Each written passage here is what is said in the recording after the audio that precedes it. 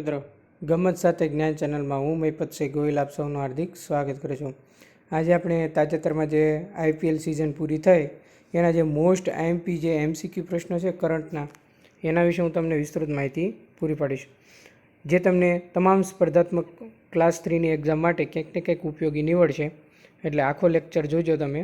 અને જો તમે આપણી ચેનલ પર ફર્સ્ટ ટાઈમ વિઝિટ કરતા હો તો ગમત સાથે જ્ઞાન ચેનલને લાઇક કરી દેજો, શેર કરી દેજો, સબસ્ક્રાઈબ કરી દેજો.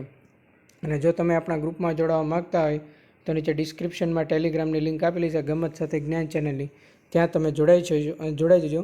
આ પીડીએફ હું ત્યાં શેર કરી દઈશ. તો ચાલો મિત્રો, વધારે ટાઈમ ના બગાડતા આપણે આગળ વધીએ.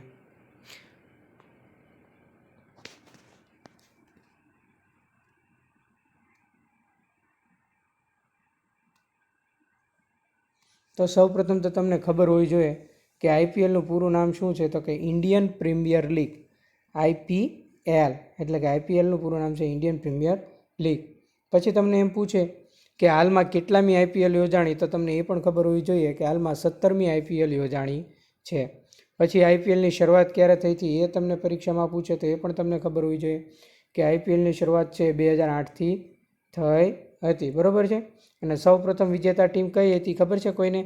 એ તમારે કોમેન્ટમાં જણાવવાનું છે, બરાબર. આઈપીએલની જે પ્રથમ મેચ 2008ની કોણે જીતી તો તમને ખ્યાલ આવી જશે કે તમારી તૈયારી કેવી છે. એટલે ફરજિયાત કોમેન્ટ કરવાની છે. જે મારા રેગ્યુલર લેક્ચર જોવે છે એમને તમામને જણાવી દેવાનું કે ફરજિયાત કોમેન્ટ કરવાની છે.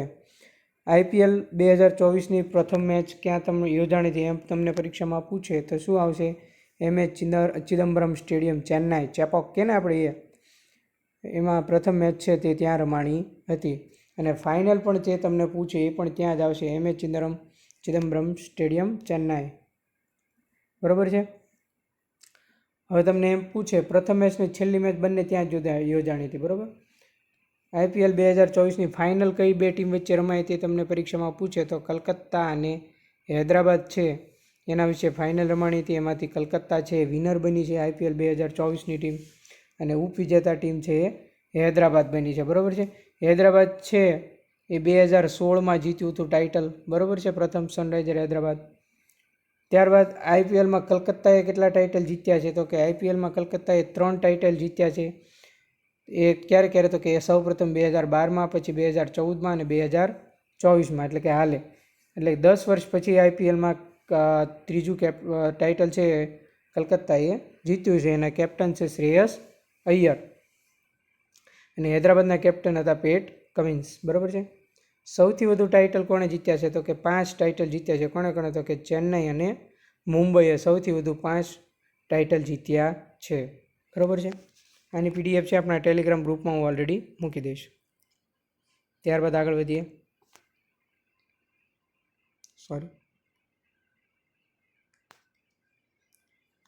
આઈપીએલ 2024ની ઓરેન્જ કેપ કોણે જીતી તો કે વિરાટ કોહલીએ. કેટલા રન માર્યા? સૌથી વધુ રન જે આઈપીએલમાં મારે છે ઇન્ડિયન પ્રીમિયર લીગમાં એને ઓરેન્જ કેપ આપવામાં આવે છે.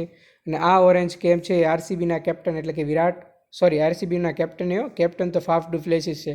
આરસીબીના ખેલાડી વિરાટ કોહલીને આ કેપ આપવામાં આવી છે. તેણે કેટલા રન કર્યા છે તો કે 741 રન કર્યા છે.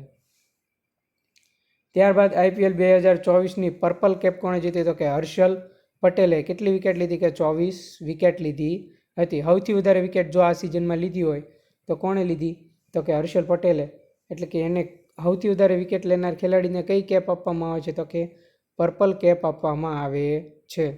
ત્યારબાદ આઈપીએલ 2024નો ફેર પ્લે એવોર્ડ કઈ ટીમને મળ્યો તો કે સનરાઇઝર હૈદરાબાદને છે આઈપીએલ 2024નો ફેર પ્લે એવોર્ડ મળ્યો છે.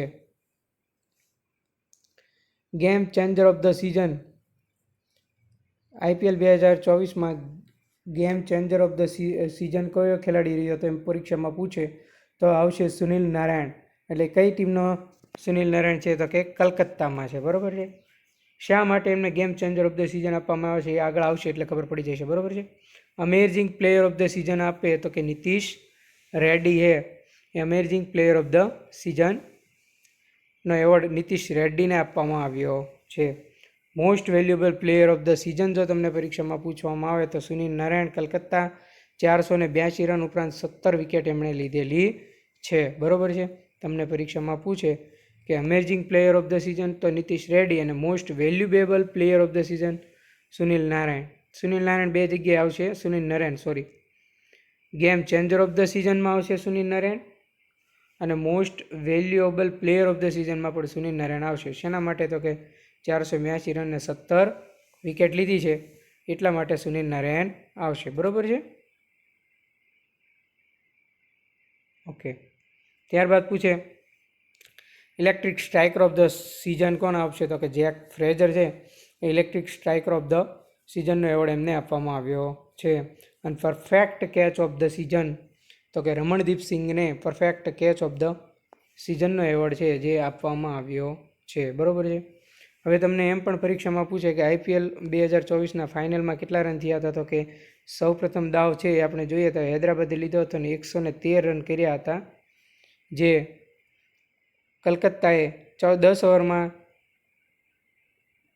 ચેઝ કરી દીધા હતા. એમાં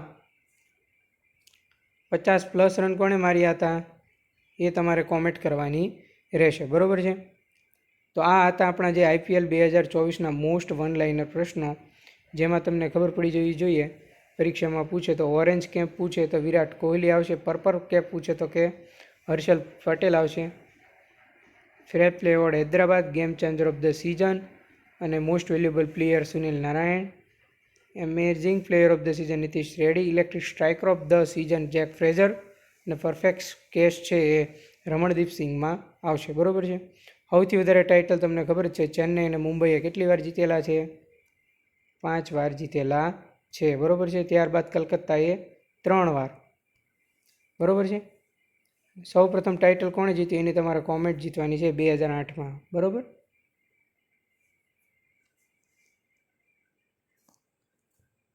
બરોબર.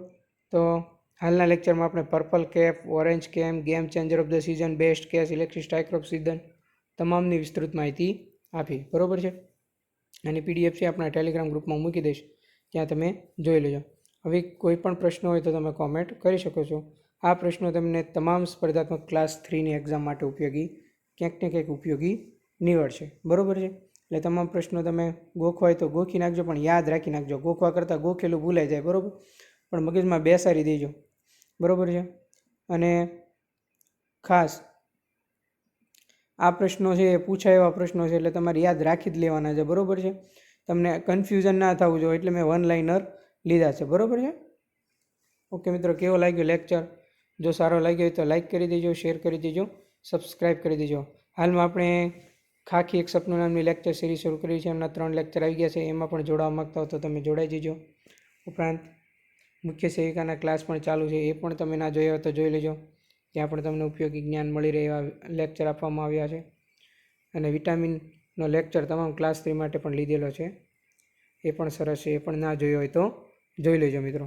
તો મિત્રો, કેવો લાગ્યો લેક્ચર? જો સારો લાગ્યો હોય તો લાઇક કરી દેજો, શેર કરી દેજો, સબસ્ક્રાઈબ કરી દેજો, જેથી આવનારા તમામ લેક્ચરની નોટિફિકેશન જલ્દી તમને મળી રહે. એટલા માટે બેલ આઇકન બટન પર ક્લિક કરી દેજો. થેન્ક યુ મિત્રો. આભાર.